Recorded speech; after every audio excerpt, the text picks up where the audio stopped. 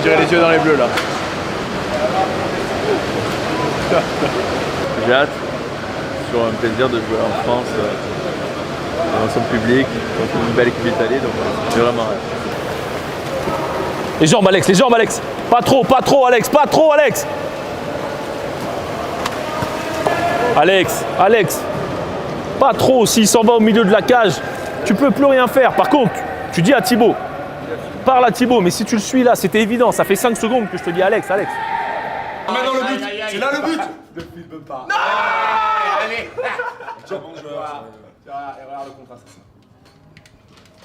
Regarde le contre-assassin. Et regarde le contre-assassin. Allez, filme. Le centre. Deuxième poteau.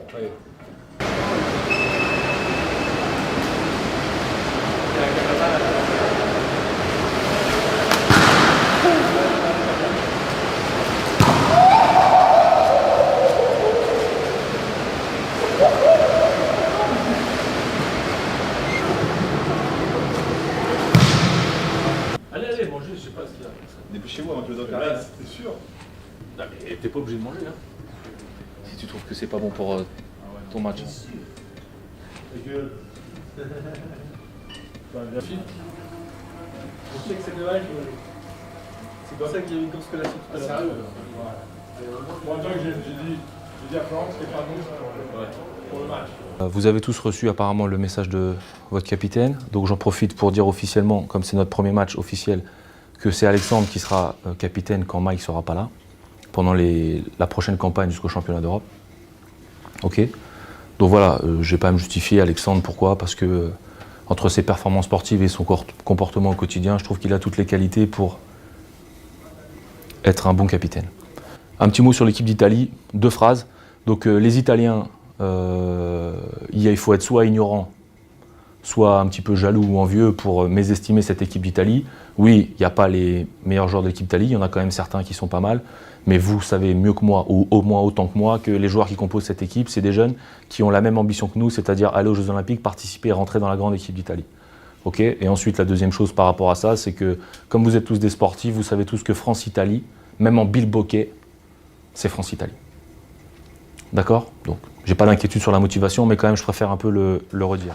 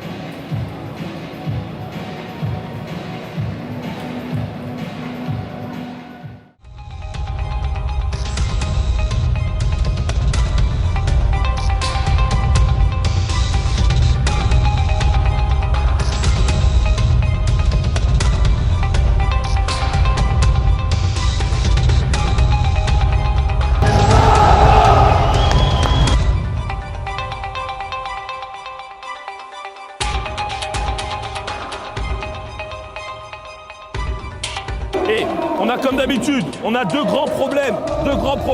Le contrôle du ballon en attaque.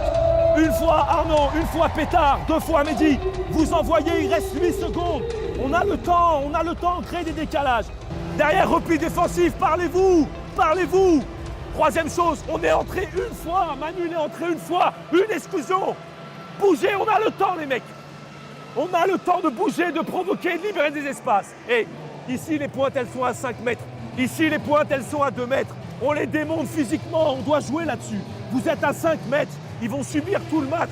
Il faut être intelligent. Allez, on repart.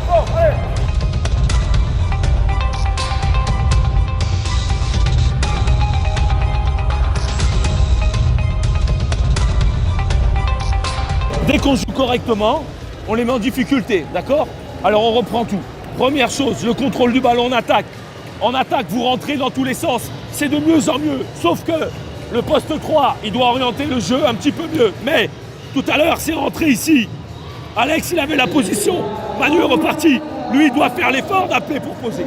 D'accord? Les gars, ils sont largement prenables. S'il vous plaît, ils sont largement prenables. D'accord?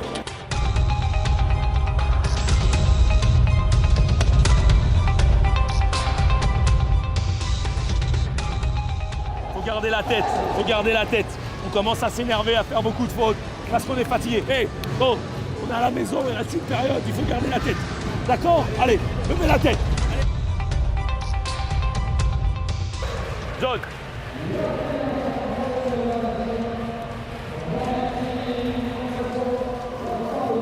On n'est pas au niveau de l'Italie. Est-ce que c'est une surprise? Non. Donc voilà, il faut travailler. Et la Croatie, c'est encore plus dur. Donc en avant. On voit, on est un groupe de potes, on veut faire ensemble des grosses compétitions. Voilà, on s'est donné ça comme objectif. Voilà, donc la World League, ça nous aide à bien nous entraîner pour après les grosses échéances, les championnats d'Europe et pourquoi pas une qualif aux Jeux.